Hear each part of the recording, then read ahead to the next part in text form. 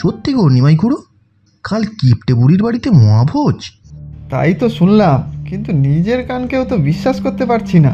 কিপটে বুড়ি কিনা নিজের খরচায় বাড়িতে গ্রামের সকলের জন্য মহাভোজের আয়োজন করেছে। বাহ, ভাবাই যায় না। কিন্তু সবাই তো বলছে বাজারের মাছওয়ালা হরি কাকার কাছে নাকি 25 কিলো পাকা কাতলা মাছের বায়না হয়েছে। বলিস কি হাবুল, 25 কিলোর মাছ?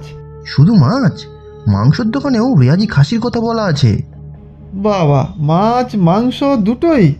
কিন্তু কি ব্যাপার বলতো, কিপটে বুড়ি, কিপটেমির জন্য যিনি 7 গ্রাম বিখ্যাত, তিনি কিনা গ্রাম শুদ্ধ লোককে মাছ মাংস সব খাওয়াবে?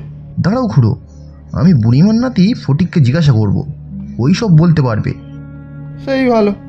আর শোন হাবুল, খবরটা নিয়ে আমাকে জানাতে ভুলিস না কিন্তু। আহা, এমন একটা ভোজ গ্রামে বহুদিন হয়নি। দিনক্ষণ সব আগের থেকে জানলে সেই মতো প্রস্তুত হওয়া যাবে। ঠিক আছে, আমি জানিয়ে দেবো খুড়ো। এই ছামড়া, শোন দেখি এদিকে। কি বলছো বলো, আমার কিন্তু অন্য কাজ আছে। জানি জানি, সারাদিন কি রাজকর্ম করা হয়। শোন বলছি, হ্যাঁ বলো। ওই ফটিক তোর বন্ধু না? হ্যাঁ, আমরা এক ক্লাসেই পড়ি তো। তাহলে তো সব খবর জানিস তুই।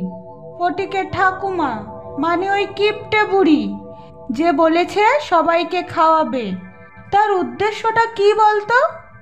সে আমি কি জানি, আমিই তো জানতে চাইছি। দেখি, ফটিক যদি বিকেলে মাঠে খেলতে আসে তাহলে সব জেনে নেব। সবার আগে আমাকে বলবি কিন্তু। তোকে একটা ডাসা পেয়ারা খাওয়াবো, ঠিক আছে? আচ্ছা ঠিক আছে, এত খবরে তোমার কি কাজ?